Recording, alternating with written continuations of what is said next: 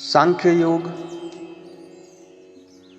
और कर्म योग को भिन्न बतलाने वालों को बालक और मूर्ख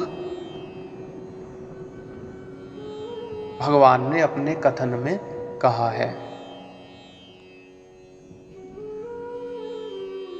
इस वीडियो में हम बात करेंगे सांख्य योग और कर्म योग के फल के बारे में कि कर्म योग और सांख्य योग का फल एक ही किस प्रकार है। आप हमारे साथ इस ज्ञान चर्चा में बने रहिए और अगर आपने हमारे चैनल को सब्सक्राइब नहीं किया है तो चैनल को सब्सक्राइब कर लीजिए ताकि आप हमारे हर वीडियो का नोटिफिकेशन प्राप्त कर सकें। भगवान श्री कृष्ण श्रीमद् भागवत गीता के 5वें अध्याय में अर्जुन से कहते हैं, संन्यास और कर्म योग को मूर्ख लोग पृथक पृथक फल देने वाले कहते हैं, ना कि पंडित जन, क्योंकि दोनों में से एक में भी सम्यक प्रकार से स्थित पुरुष दोनों के फल रूप परमात्मा को प्राप्त होता है। सांख्य योग और कर्म योग को भगवान ने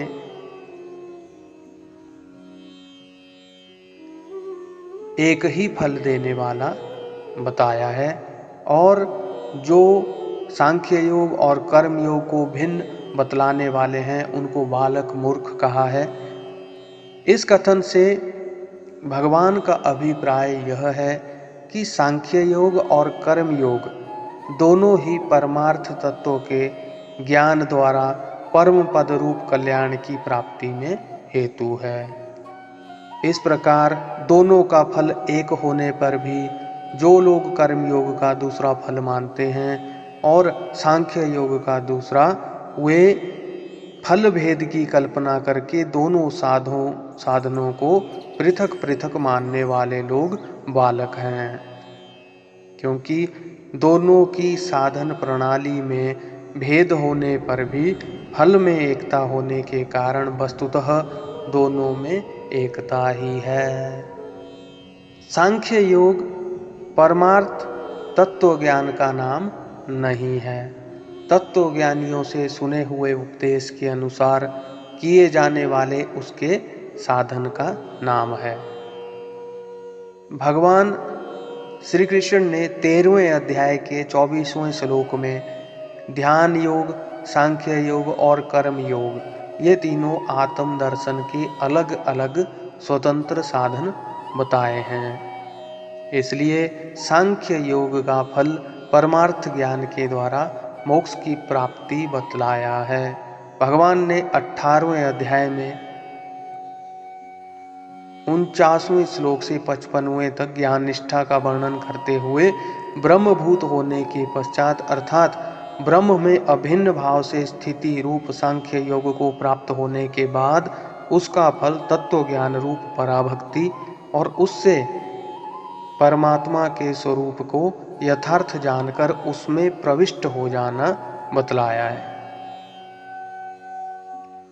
इससे यह स्पष्ट हो जाता है कि सांख्य योग के साधन से यथार्थ तत्व ज्ञान होता है, तब मोक्ष की प्राप्ति होती है। यहाँ पर एक प्रश्न यह उठता है कि एक ही निष्ठा में पूर्णतया स्थित पुरुष दोनों के फल को कैसे प्राप्त कर लेता है। दोनों निष्ठाओं का फल एक ही है और वह है परमार्थ ज्ञान के द्वारा परमात्मा की प्राप्ति।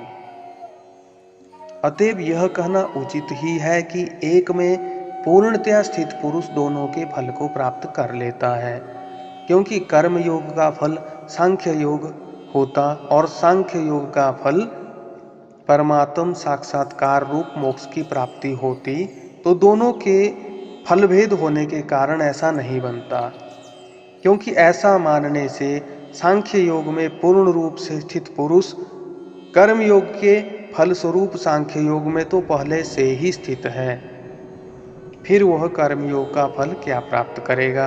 और कर्म योग में भली भांति स्थित पुरुष यदि सांख्य योग में स्थित होकर ही परमात्मा को पाता है तो वह सांख्य योग का फल सांख्य योग के द्वारा ही पाता है। फिर यह कहना कैसे सार्थक होगा कि एक ही निष्ठा में भली भांति स्थित पुरुष दोनों के फल को प्राप्त कर लेता है।